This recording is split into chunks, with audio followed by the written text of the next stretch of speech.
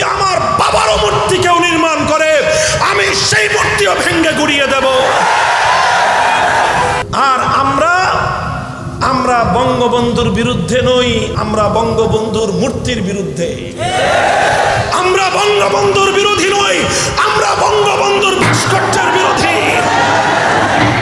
এখানে শাক দিয়ে মাছ থাকার অপচেষ্টা করবেন না, শাক দিয়ে মাছ থাকবার পায়তারা করবেন না।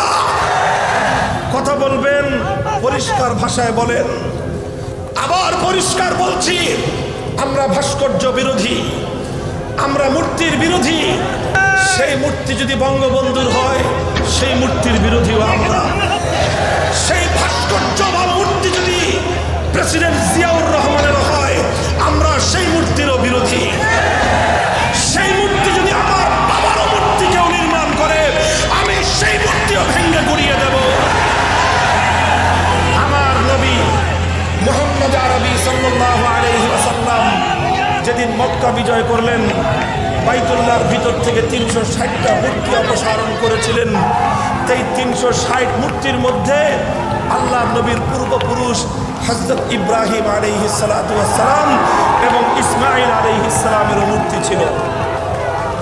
নবীজি সেই দুটি মূর্তিকে বের করে আক্ষেপের সুরে বললেন, কাতালাহুমুল্লাহ, কাতালাহুমুল্লাহ। আল্লাহ পাক মক্কার এই দুরাচার মুশরিকদের উপর অভিশাপ করুন।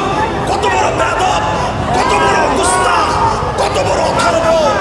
ওরা ইব্রাহিম এবং ইসমাঈল আলাইহিস সালামের মূর্তি বানিয়েছে। মূর্তি বানিয়ে নবী ইব্রাহিম এবং ইসমাঈল আলাইহিস সালামকে কলঙ্কিত করবার চেষ্টা করেছে। এই কথা বলে আমার নবী নিজ হাতে নিজের বাবা ইব্রাহিমের মূর্তি ভেঙে গুড়িয়ে দিয়েছে। আমরা শুনি আমাদের প্রধানমন্ত্রী নাকি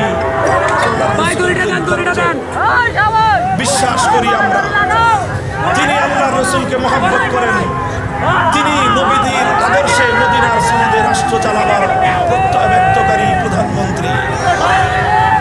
যদি আপনি আল্লাহর পয়গম্বরের আদর্শের অনুসারী হয়ে থাকেন, স্পষ্ট পয়গাম, আমার নবীর আদর্শ ছিল নিজের বাবার মূর্তি গড়া নয়, নিজের বাবার মূর্তি ভাঙা। আর মক্কার বেঈমান আবু জাহালদের আদর্শ ছিল বাপের মূর্তি গড়া।